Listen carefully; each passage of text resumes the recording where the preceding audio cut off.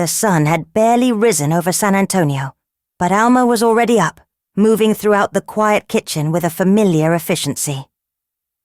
The morning light streamed through the curtains, casting a soft glow on the photos of the Rivera family that adorned the walls.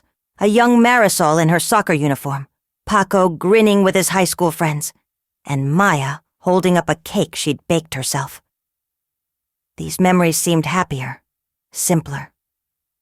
But the house felt different now, weighed down by the invisible divide that had grown in the wake of the election. Alma set her coffee mug down, taking a deep breath. Today, she would go to the church where she volunteered, handing out food to those in need, as she did every week. It was one of her ways of giving back, of feeling like she could make a difference beyond the walls of her home. After the heated arguments of the past couple days, she needed the solace of the church more than ever. Raúl came into the kitchen, buttoning up his work shirt, and gave her a small smile. "You heading to the church today?" he asked, his voice softer than usual. She nodded, returning the smile. "Yes, I think I need it today. What about you?" He shrugged, grabbing his keys. Back to the site. Got to keep the peace there, too. Alma placed a hand on his arm, squeezing gently. "Take it easy, Raúl. Not everyone will agree, but we have to show kindness, even now." Raúl's face hardened for a moment, but he nodded. "I'll try, Alma, but it's getting harder." At the church, the small crowd of volunteers was already busy unpacking boxes of food when Alma arrived. Some of the usual smiles and greetings she usually saw when walking in were subdued today, replaced by quiet murmurs and strained expressions. She spotted Rosa, a fellow volunteer and longtime friend, stacking cans of soup with a frown etched on her face. "Buenos dias, Rosa," Alma called, forcing brightness into her voice. "How are you?" Rosa gave her a wan smile, shaking her head. "I've been better, Alma. This election, it's hard to accept. I thought we were moving forward, but now it feels like we've taken a step back." Sophie, another volunteer standing close by, overheard and said, "We've literally taken a whole century back. I'm still in shock and can't believe it. I'm so afraid for my daughters and their friends." Sophie, a 36-year-old divorced mother of 2 teenage girls, looked at Alma and Rosa with concern. "I'm really feeling the need to move out of here. Texas is not a safe state for women," she said. Alma set down her bag, moving to help with the stack of cans. I know, she said, her tone soothing. "But we can't lose hope.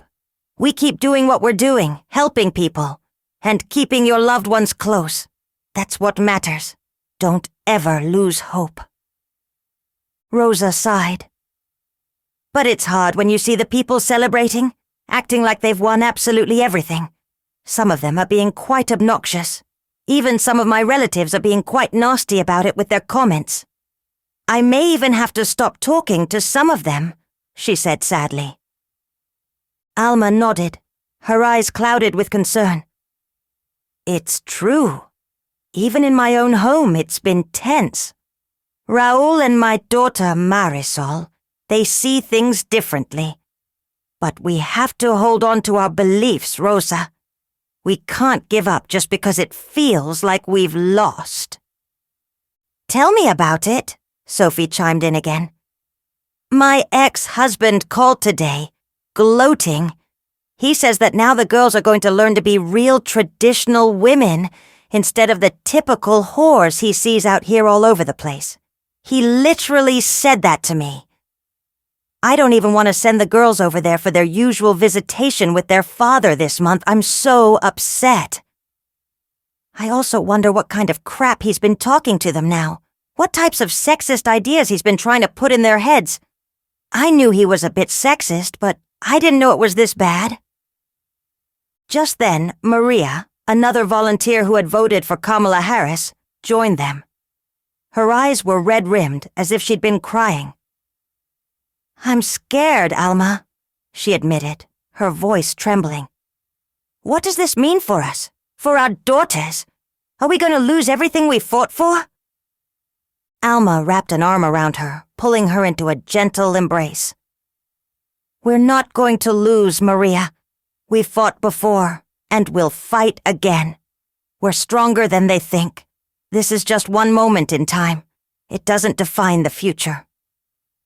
"But the hate," Maria whispered. "It's so much worse now. I've already seen it in my own family.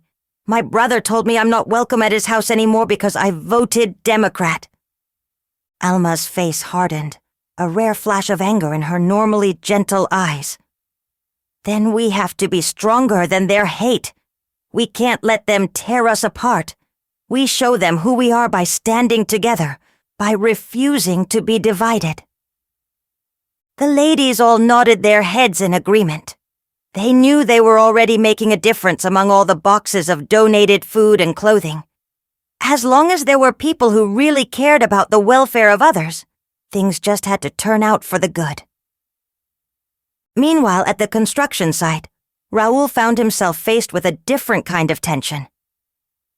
The men he worked with had always been a rough crowd, but this morning, the air buzzed with a palpable energy. Victory for some, bitterness for others. Raoul spotted Tony, one of his younger crew members, holding court among a group of men.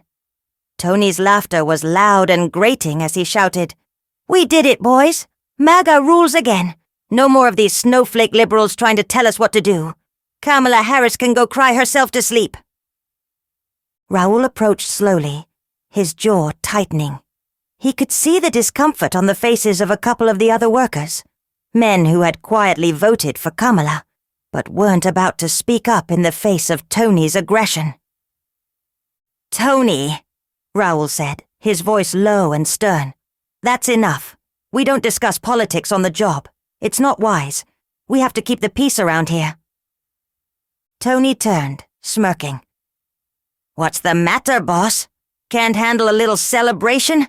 Trump won fair and square. We're taking this country back." Raoul's eyes narrowed, his voice dropping to a dangerous calm. "You can celebrate all you want on your own time, but on this site, we respect each other. I don't care who you voted for. You don't get to belittle anyone here. Keep all that noise to yourself." Tony's smirk faltered for a moment, replaced by a flicker of defiance. "Oh, come on, Raoul. Don't tell me you're siding with the Democrats now." Raoul took a step closer, his voice icy. "I'm not siding with anyone. I'm telling you to show respect. This site is for work, not politics. If you can't handle that, you're free to leave." The silence that followed was heavy, the other workers watching with bated breath. Tony muttered something under his breath but backed down, slinking away. Raoul exhaled, rubbing a hand over his face. This was only the beginning, he knew, and it would only get worse before it got better. At university a couple days later, Marisol's experience had taken a darker turn. Somehow the campus now felt different. Marisol had always felt comfortable here. She loved the lay and feel of the campus. It was one of her havens. She had a few good friends here, and they would often lounge about on the lawn or in one of the halls studying together, or just shooting the breeze. As a person, Marisol had always been outspoken about her beliefs and was confident in her opinions.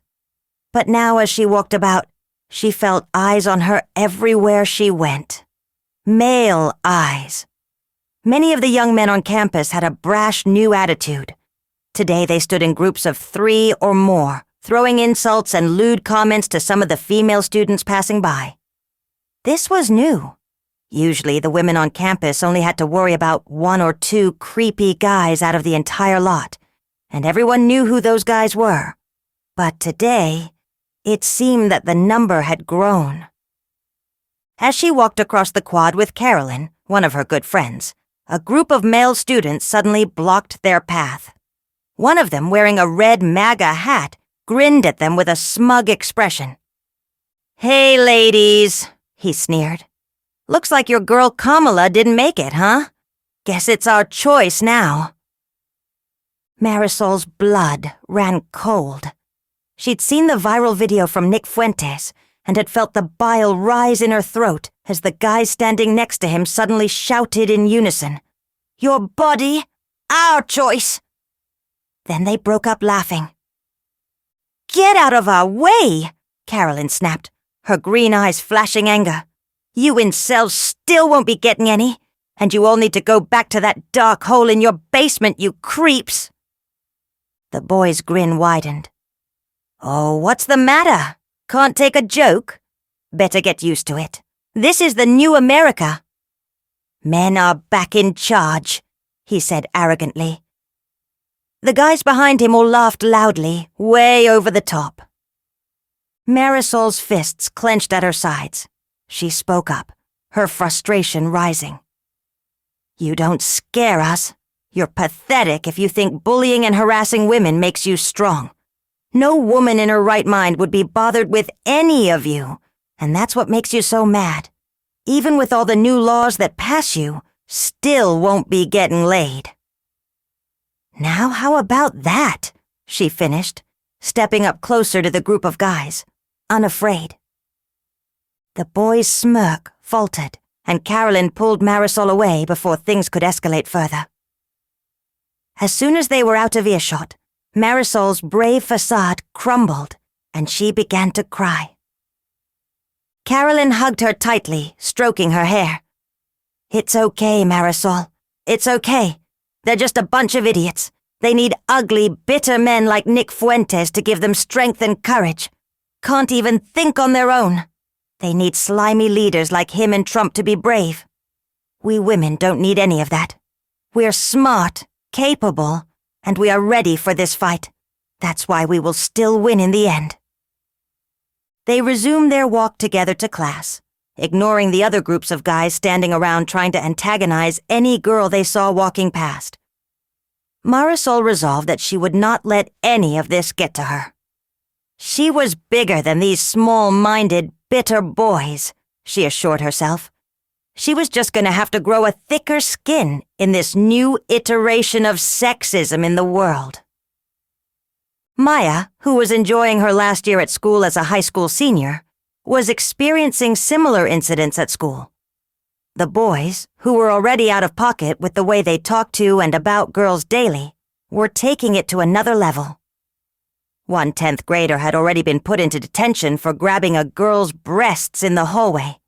Others wound up in detention for cornering various girls around the school grounds and shouting that horrid phrase, "Your body, our choice," at them. These girls were terrified, and the school security guards, principal and teachers, found themselves doing double duty that day, trying to keep everyone in line. It was a mess. Maya chose her paths to her classes carefully, doing her best to avoid the groups of boys all day. However, even inside the classrooms, some of the boys were making these same lewd comments. Maya couldn't wait for the school day to be over so she could get back to the sanctity of her home. That evening, back at the Rivera home, the atmosphere was somber. Marisol sat at the kitchen table, telling their parents what had happened at university. Alma's face was pale, her hands shaking as she listened. Raul's expression was a mask of fury. "They said what to you?" Raul shouted, his voice rough with barely contained anger. Marisol nodded, her face set in a grim line. "It's because of that video, Dad. This guy, Nick Fuentes, he's spreading this horrible message online, saying that women don't have a choice anymore, and now his followers are repeating it everywhere." Maya then chimed in, relaying her experiences at school that day. "The teachers could barely handle all of it, Dad," she said. "The boys were so out of control." Raul slammed his fist on the table, making them all jump. "This is unacceptable. I won't have anyone threatening my daughters. I will talk to the school, to the police if I have to." Alma placed a gentle hand on his arm, her voice trembling. Raul, we can't control what they say out there, but what we can do is protect our girls here, at home. Maya looked up, her eyes filled with a mix of fear and determination. Marisol said she wants to get a gun license and carry a firearm now, Mom. She thinks it's the only way to be safe. Raul's face softened as he turned to Marisol. Hia, do you really think that's the answer? Marisol met his gaze evenly. I don't want to live in fear, Dad. If they're going to threaten us, I want to be able to protect myself. Raul's shoulders sagged, the weight of the world pressing down on him. I understand, Marisol, but let me look into it first, okay? We'll do this the right way. Alma pulled Maya into a tight embrace, whispering reassurances into her ear. You're safe here, Mommy. No one will hurt you while we're here. I promise. Paco, who had been sitting silently throughout the conversation, suddenly stood up and walked away, retreating into his room without a word. Marisol watched him go, her eyes narrowing. He's part of this, you know, she said bitterly. He listens to those guys online, Tate. Those fresh and fit clowns. All of the ones spreading this misogyny. He's never said it outright, but I can tell he agrees with them. Raul's face hardened. I'll talk to him, he promised. This ends tonight. Later that night, Raul knocked on Paco's door and entered without waiting for a response. Paco was hunched over his computer, his screen filled with a YouTube video of a well-known right-wing influencer. Turn it off, Raul said sharply. Paco glanced back annoyed. What's your problem, Dad? My problem, Raul said, his voice deadly calm, is that your sisters were harassed today, and you're sitting here watching the same people who encourage it. Do you have any idea what they went through? Paco rolled his eyes. Dad, it's just talk. They're overreacting. This whole thing about your body, our choice, it's a joke, a way to push back against all the feminist crap. Raul's hand shot out, slamming the laptop shut. Paco jumped up, glaring at his father. Listen to me, Raul said, his voice low and dangerous. This isn't a joke. This is your family. Your sisters are scared, and you're feeding into the same hatred that's making them feel this way. You can have your opinions, but if you support anyone who threatens your sisters, you're no son of mine. Paco's face went pale, shock flickering in his eyes. He looked away, unable to meet his father's gaze. He sat back down in an attempt to widen some of the distance between him and Raul. I guess you're right, he muttered, his voice small. I just watch these guys because they're funny, he offered weakly. But I can see their influence in your entire attitude, Paco. Don't think I haven't caught the sly little things you have been saying about women and girls when you are thinking you're better than them. I didn't raise you to be like that. I blame myself for not checking on what you are watching in here on this computer. This stuff you watch is poisoning your brain, the way you think about women. Don't you want to have a wife and family someday? I'm gonna tell you now, this is not the way to get it. Being sexist and uncaring to women is only gonna get you sitting somewhere by yourself. Your hate for them growing even more. I want you to think about this, and I want to see this attitude in you change. This is not the son I raised. I want you to be better. Raul finished, looking his son sternly in the eyes. Paco slumped over in his chair, looking up at his father, a guilty look on his face. Okay, Dad, I will work on it, Paco conceded. Think about who you want to be, Paco. Think about what kind of brother you want to be, what kind of man you want to be, what type of person you want to be out in the world. Because right now, you're on the wrong side. With that, Raul left the room, the door swinging shut behind him, leaving Paco alone in his swivel chair, staring at his closed laptop, suddenly uncertain how to feel. He knew his father was right about many things, but he also believed what guys his age and what many of the guys online had to say. It all left him just a bit confused.